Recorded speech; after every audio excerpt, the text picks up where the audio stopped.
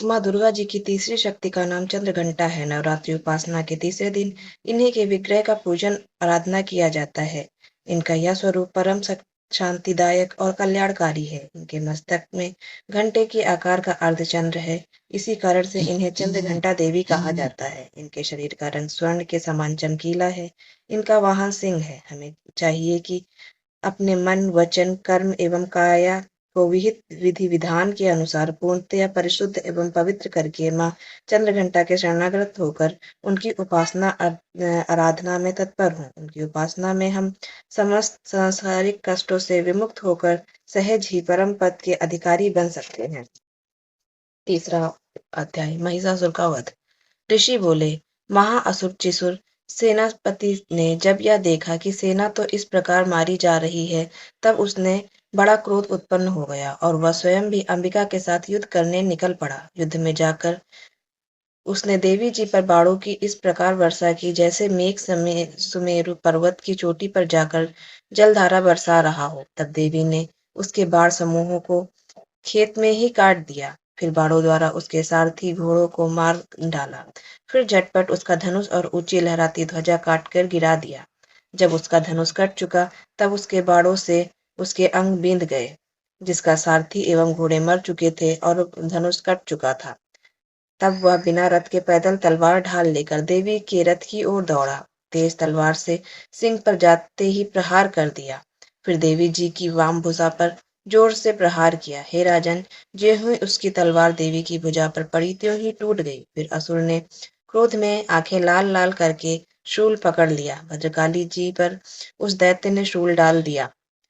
वह शूल इस प्रकार चमकता जैसे कि आकाश में सूर्य मंडल गिर रहा हो। देवी जी ने अपनी ओर आते हुए शूल को देखकर उस पर अपना शूल चला दिया, जिससे वह शूल सैकड़ों टुकड़ों हो गया।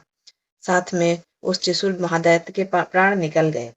जब महिषासुर का बलवान सेनापति मारा गया, तब देव शत्रु चमार हाथी पर बैठकर आ गया और आते ही उसने अंबिका देवी पर शक्ति का प्रहार किया। श्री देवी जी ने हुंकार द्वारा ही तेज हीन कर उसे जमीन पर गिरा दिया। अपने शक्ति को गिरा हुआ देखकर चामर को बड़ा क्रोध आ गया। उसने पुनः शूल का प्रहार कर दिया। शूल को भी देवी जी ने बाणों द्वारा उछाल दिया। तब सिंह उछलकर हाथी के मस्तक पर चढ़ बैठा। फिर दैत्य के साथ भुजा युद्ध करने लगा। वे दोनों परस्पर लड़ते लड़ते उस हाथी पर से नीचे पर पृथ्वी पर आ गिरे और भयंकर प्रहारों से परस्पर युद्ध करने लगे। तब बड़े वेग से सिंह ऊपर को उछला और ऊपर आकाश से नीचे की ओर गिरते गिरते पंजों से प्रहार से दैत्य चामर का सिर धड़ से अलग कर दिया। देवी जी ने शिला एवं वृक्ष आदि से युद्ध में उद्दग्र को मार डाला। फिर कराल को भी दांतों, मुखों एवं थप्पड़ों के द्वारा मार गिराया। क्रोध में से परिपूर्ण देवी ने गदा की चोटों से उद्धत हो चूर चूर कर दिया।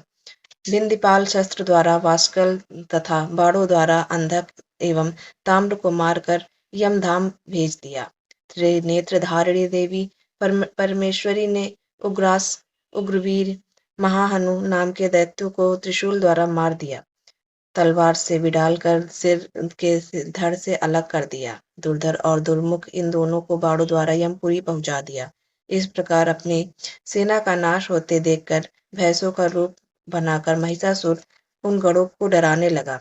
कुछ एक गढ़ों पर अपने थुथनों से प्रहार किया, दूसरों को सींगों से फाड़ा, कुछ एक को वेग द्वारा, दूसरों को सिंहनाद द्वारा और घूमने से अन्य को श्वास वायु द्वारा पृथ्वी पर गिराया। इस प्रकार गढ़ सेना को गिराकर वह महेश सिंह की ओर झपटा। ज्यों ही सिंह को मारने लगा, तब जगदम्बिका को बड़ा क्रोध उत्पन्न हुआ। इधर महापराक्रमी महिषासुर भी क्रोध में पृथ्वी तल को अपने खुरों से खोदने लगा। फिर सिंहों से बड़े ऊंचे ऊंचे पहाड़ उठाकर फेंकने लगा। साथ में गर्जने लगा। वेग के साथ घूमने पर पृथ्वी क्षुब्ध होकर फटने लगी। उसने पूंछ से समुद्र पर प्रहार किया, जिससे क्षुब्ध होकर समुद्र पृथ्वी को चारों ओर से डुबाने लगा।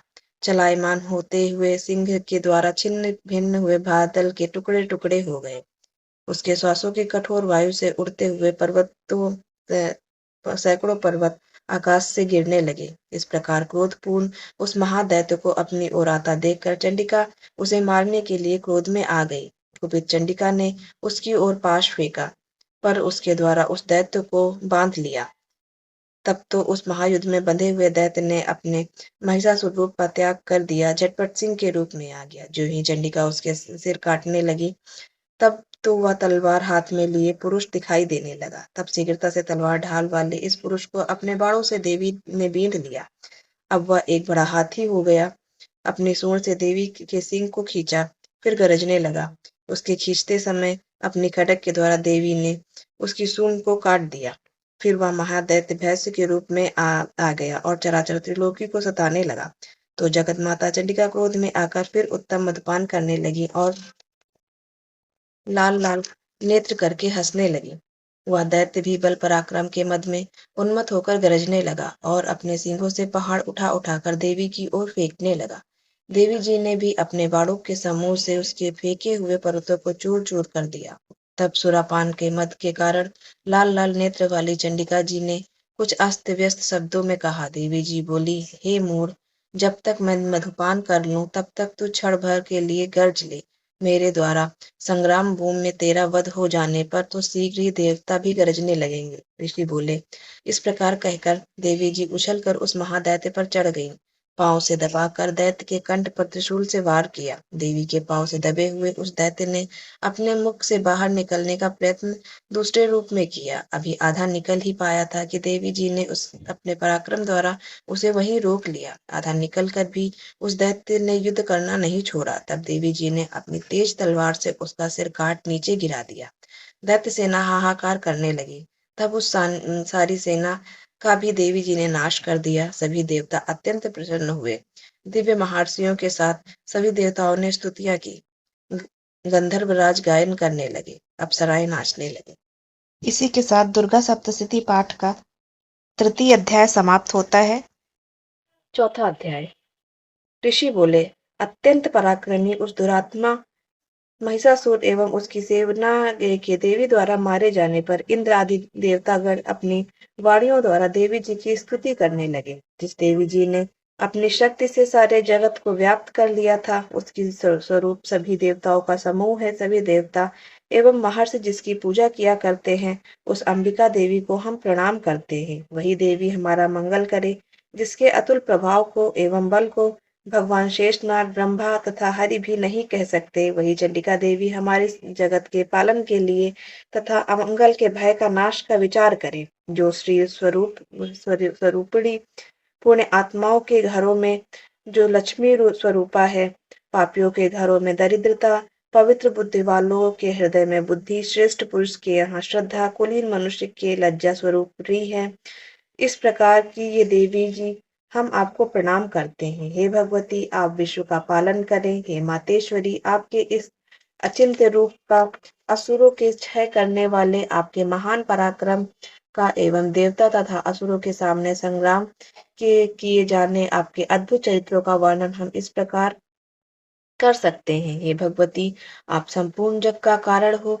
सत्व रज तम इन तीनों गुणों वाली होते हुए भी आप अज्ञेय हो।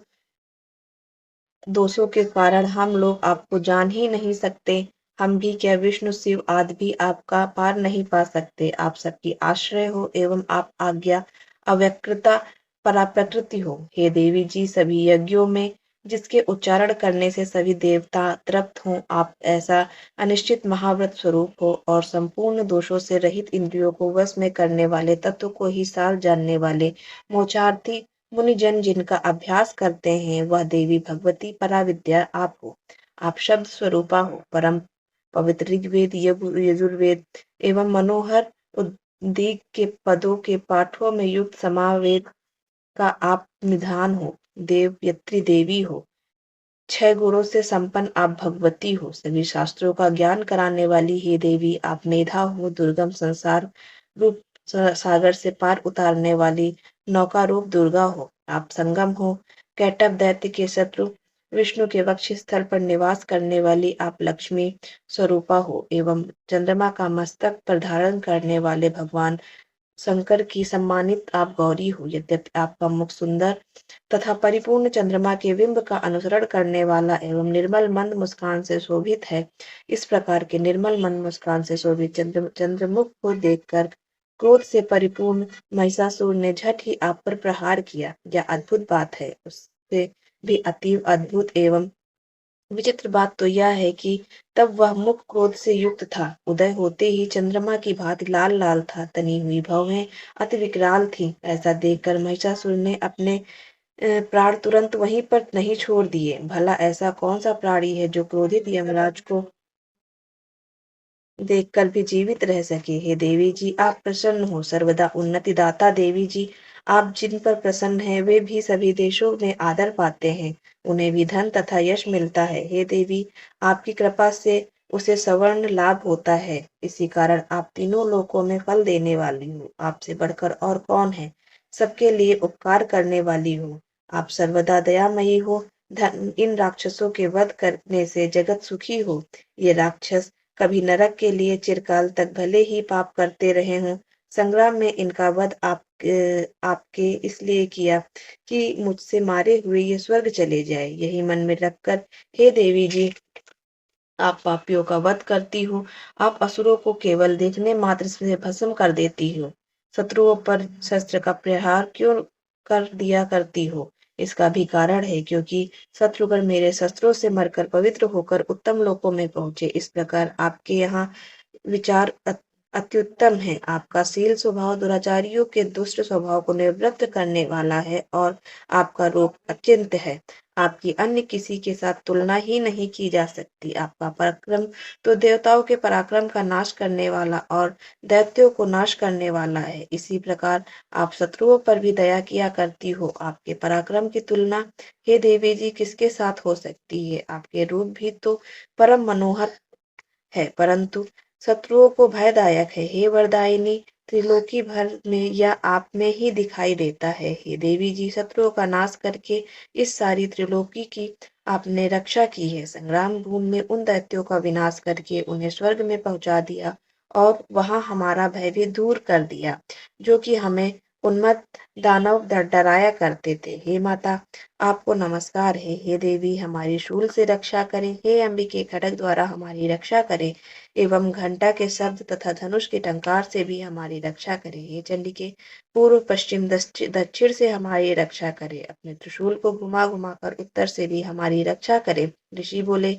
इस प्रकार देवी जी की देवताओं ने स्तुति की और नंदन वन में उत्पन्न हुए फूलों तथा गंध चंदन आदि से जगत की माता की उपासना की। सभी देवताओं ने भक्ति पूर्वक दिव्य धूपों द्वारा अर्चना की। तब देवी प्रसन्न मुख होकर उन देवताओं से बोली, हे सभी देवताओं, अपनी अभिलाषा के अनुसार आप सब हमसे वर मांगो। देवता बोले, हे भगवती, आपने तो हमारी सभी कामनाएं पूर्ण कर दी हैं, कुछ भी बाकी नहीं। हमारे इस महिषासुर शत्रु का आपने वध कर दिया। फिर भी यदि प्रसन्नता पूर्वक हमें वर देना चाहती हैं, तो हे माता, यह वर दीजिए कि जब जब भी हम आपका स्मरण करें, तब तब हमारी बड़ी बड़ी आपत्तियां आप दूर करें। हे प्रसन्न वदने मातेश्वरी, जो भी मनुष्य इन स्तुतियों द्वारा आपकी स्तुति करे, उसे वित्त श्रद्धि रिद्धि वैभव दीजिए। हे अंबिके, हम पर सदा प्रसन्न रहिए। ऋषि बोले, राजन, जब देवताओं ने अपने द्वारा जगत के कल्याण के लिए इस प्रकार वर मांगा, तो उन्हें तथास्तु कह के भद्रकाली अंतर्ध्यान हो गई। हे राजन, पूर्व काल में तीनों लोक का हित चाहने वाली देवी का देवताओं के शरीर से जैसे प्राकट्य हुआ, यह सारी कथा मैंने कह सुनाई। इसी के साथ दुर्गा सप्तशती पाठ का अध्याय 4 समाप्त होता है। जय माँ दुर्गे।